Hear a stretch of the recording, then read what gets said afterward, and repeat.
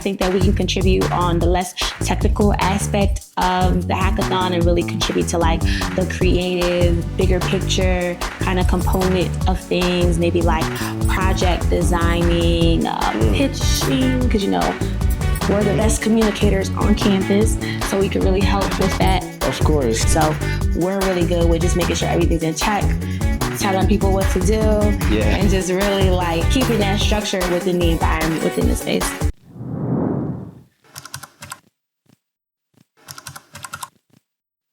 Hi everyone, Heritage here, President for MorganHacks 2025. And alongside here with me today is Ola Jamoke Oni, but y'all just know me as Jamoke, Miss Senior for the 2024-2025 academic school year. Nice. And today we'll be talking about how a hackathon is, specifically MorganHacks, with the lens of a non-STEM major. So, Jamoke, before we go on, tell me, what do you think a hackathon is?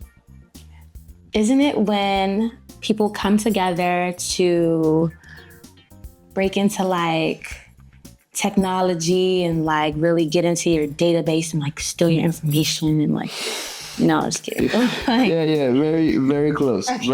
very close. But imagine this year, imagine a group of people coming together with a short amount of time, mostly 24 hours. Some are 36, some are 48, but they're coming together to solve problems.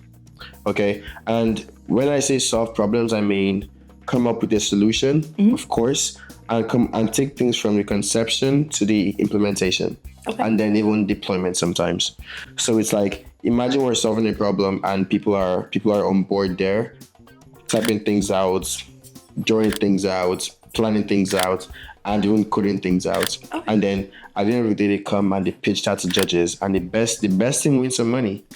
At MorganHacks last year, we had $10,000 plus that just gave out to students that won first, second, and third places. Wow. Yes, but how does that? They got money. No, yeah. Yep. I mean, yeah, we do have money. But how does that sound to you in terms of a non-STEM major? How do you think you can collaborate? Well, first and foremost, y'all winning money like that can't let me collaborate. I must. But Of course.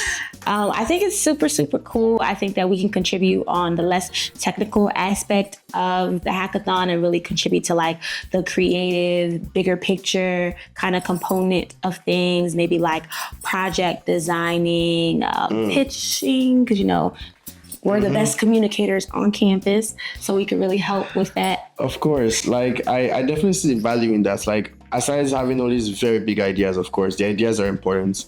And of course, like non-STEM majors are also very creative, if not even more creative than us STEM majors. Or we just know our formulas. But when we have an idea, it's very important to have people to draw the idea up. And even they're called UX designers. They take things one step further and they draw everything out like a canvas where you have the header here, your footer here, your body here. Use this design, use that design. I really don't know much about it. They just do their own thing themselves, and it makes so much sense. Like, I think that's one major way that we could contribute. And then you also talk about pitching. Pitching as well is a very, very good space.